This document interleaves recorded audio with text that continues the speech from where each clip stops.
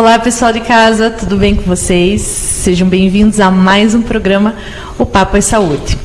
De antemão, eu já agradeço a sua audiência, a sua participação aqui comigo no programa.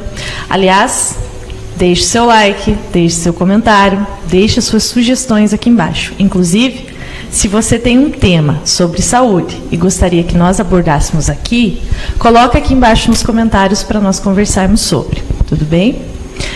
Hoje, nós vamos tratar de um assunto chamado doenças crônicas. Muitas pessoas têm e procuram como aliviar os sintomas dessas doenças. Para conversar conosco aqui nos estúdios, eu trouxe a minha colega, ela é psicóloga, a Suelen Laskiewski, né? Sobrenome difícil. A Suelen, ela é psicóloga formada pela Faculdade Santana em Ponta Grossa, né, Su? E ela é escritora independente, ela vai comentar um pouquinho sobre o livro dela daqui a pouco.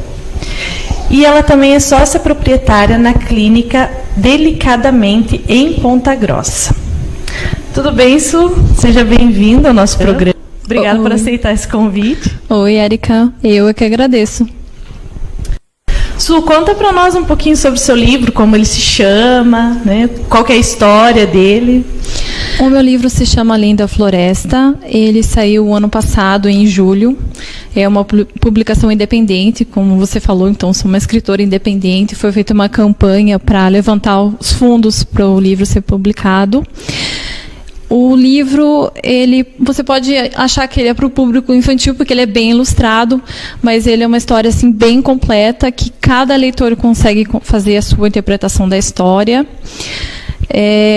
Ele tem muita raiz na psicologia, muita raiz no existencialismo, que é a abordagem que eu uso para a psicoterapia.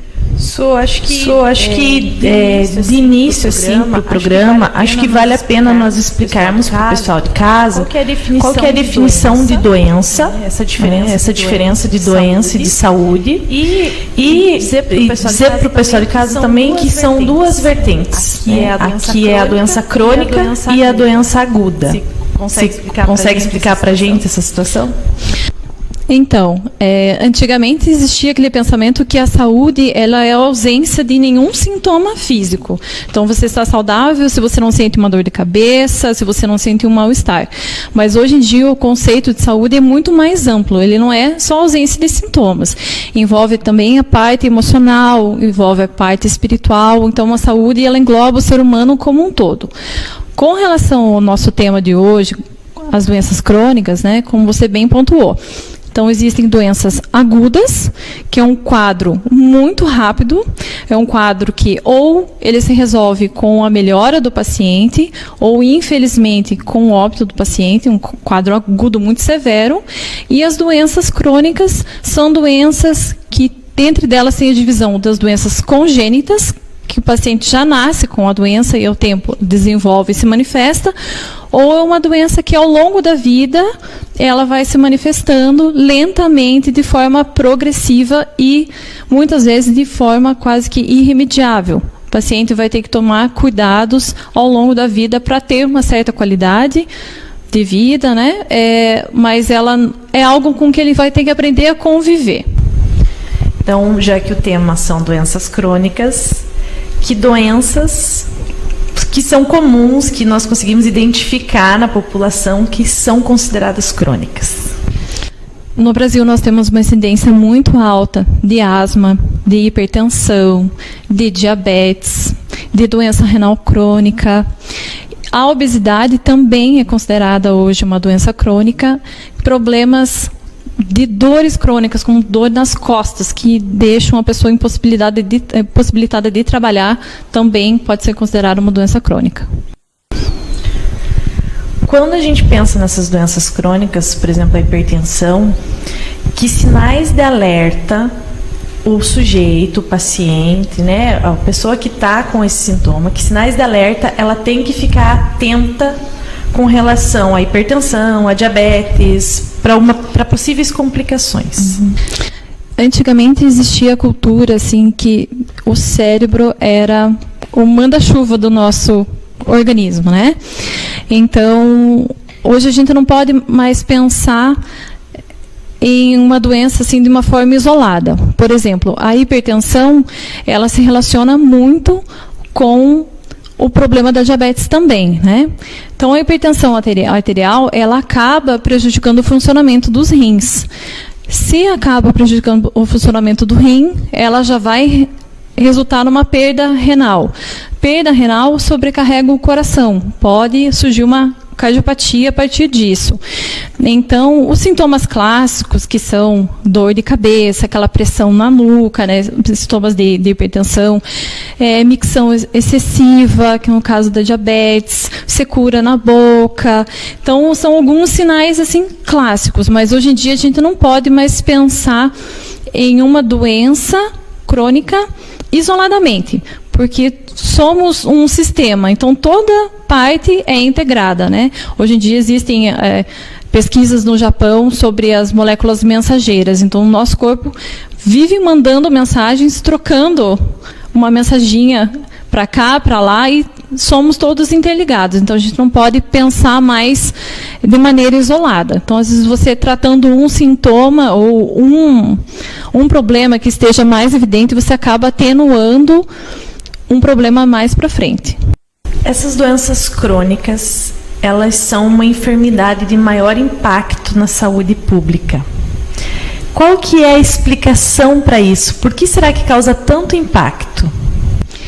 Eu acho que existe ainda assim uma tendência de nós relacionarmos doenças crônicas com a idade da pessoa, né? A gente imagina assim que uma pessoa nova não pode ter um problema crônico, não pode ter uma dor crônica. E existe também o fator medo, que muitas pessoas acabam postergando essa ida até o médico porque elas se automedicam. Sentiu uma dorzinha de cabeça, vai na farmácia, compra um remédio, toma. Mas às vezes essa dor está apenas sinalizando que tem alguma coisa errada. Então, as pessoas têm medo de fazer um exame e descobrir que tem alguma coisa. Isso é um fator que acaba acelerando a degradação do corpo, e quando a pessoa chega até o médico já existe necessidade de algum tratamento assim para o resto da vida. Também tem a questão do nosso estilo de vida. É tudo muito rápido, é tudo muito corrido, é tudo muito para já. Então a gente não tem tempo para se atentar, para se escutar, para ouvir o corpo, para fazer um pouquinho de exercício todo dia, para ter uma alimentação mais saudável. Então, a nossa cultura e o nosso estilo de vida hoje em dia acaba prejudicando muito. E aí a pessoa acaba optando pela automedicação, né? Então, Sim. Pessoal de casa, tomar cuidado com essa automedicação. Su, existe uma causa específica que é geradora dessas doenças crônicas? Olha, pode ser genético, né? Quando a pessoa já nasce ali com uma doença que depois acaba se manifestando logo nos primeiros anos de vida, como é o caso da diabetes tipo 1, né? E outras são mais do estilo de vida mesmo, né? E pequenas decisões cotidianas erradas, errôneas, né? É bom pontuar, assim, como no caso da diabetes, especialmente a tipo 1, que é muito importante que a família esteja muito integrada ali para cuidar desse pacientinho. Porque às vezes a gente pensa assim que é só o controle da glicemia com a insulina, mas tem muito impacto que essa criança pode sentir lá na adolescência, pode sentir no começo da vida adulta. Existe a possibilidade de romper assim, vasinhos muito pequenos que a gente tem nos olhos, causando retinopatia, vai perdendo um pouco a capacidade de enxergar. Os vasinhos dos rins também são muito frágeis, então a diabetes também pode causar um problema renal, também pode causar hipertensão. Então, nessas doenças assim, que são congênitas, é bem importante que a família atue assim, como realmente um apoio para esse paciente, com uma equipe assim, bem multidisciplinar, né? Parceria do médico, com o nutricionista, com o psicólogo também, para ajudar a se comprometer realmente com esse tratamento e tentar prevenir a possibilidade de um agravamento. Qual a orientação, então, para o tratamento dessas doenças? A orientação é não ter medo, ter confiança no seu médico.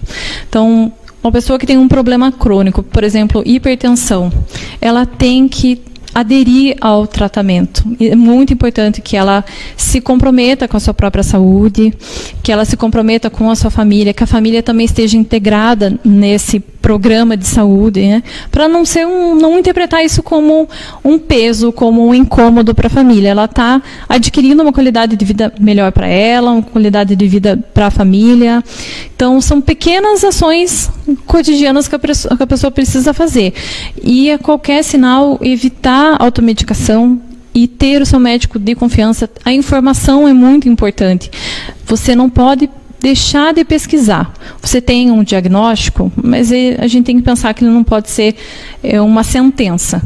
Sempre existem pesquisas novas, você sempre pode estar procurando uma maneira de levar uma vida muito mais tranquila, mais saudável, apesar da doença. Você não é só a doença.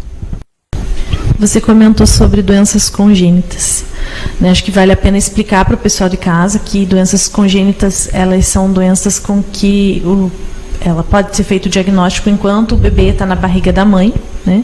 Então, são doenças que a criança já nasce com. Então, no caso dessas doenças congênitas, existe uma diferença no tratamento? Por exemplo, a criança nasceu com a doença. Ela vai fazer um tratamento diferente daquela doença que foi adquirida com o passar dos anos?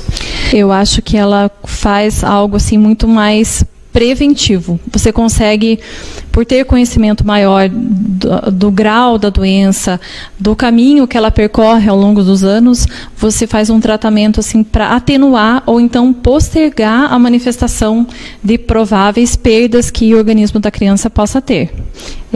Acho que por isso a chave nesse tipo de doença é a prevenção. Você sempre estar muito bem informado e dando 2 passos à frente da trajetória da doença.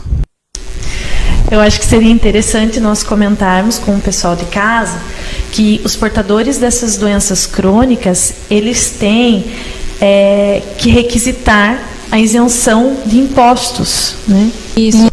Tem algumas doenças, não vou conseguir citar todas agora, mas eu sei que alguns tipos de cardiopatia são mais graves, problemas renais assim muito graves também, acabam fazendo com que a pessoa tenha certos benefícios de isenção de imposto.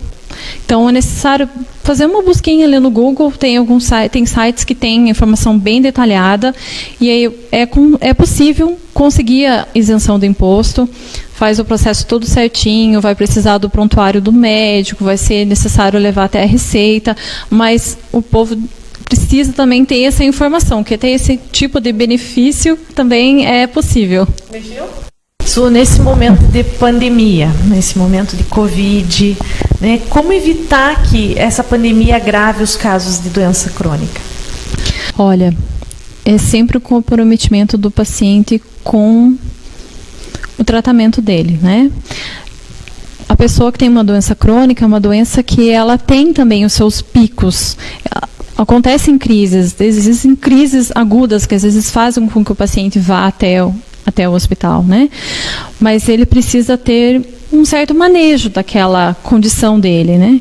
Então, se faz uso de medicação, fazer conforme a prescrição do médico, nos horários corretos, não deixar de se alimentar corretamente, de se hidratar na medida que pode, evitar sair, né? Usar máscara, esses cuidados que nós estamos tendo normalmente, né?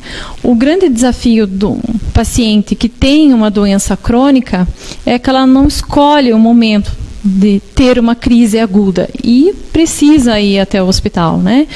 Então, é bem complicado que existe o medo hoje em dia de ir até uma consulta, uma emergência, e você acabar tendo contato com o paciente COVID, né?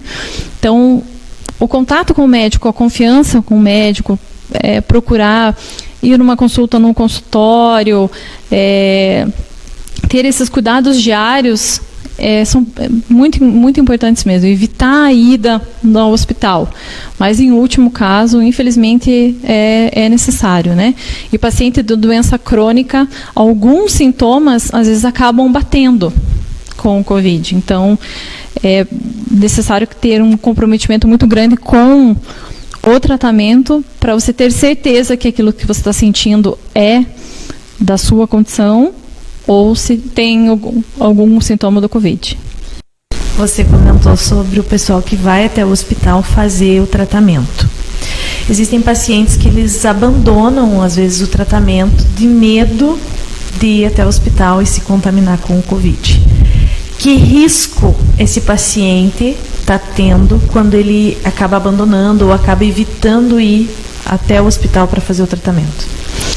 Eu acho que é um risco de complicação maior, né? Por exemplo, o paciente que tem hipertensão e não está indo buscar seu remédio, não está fazendo uso da medicação, por medo, às vezes, até de sair de casa, ele pode culminar num infarto, pode culminar num AVC, né? Então, é muito, muito necessário ter esse comprometimento, porque o agravamento pode ser muito, muito grave, pode acabar ocasionando o óbito, né?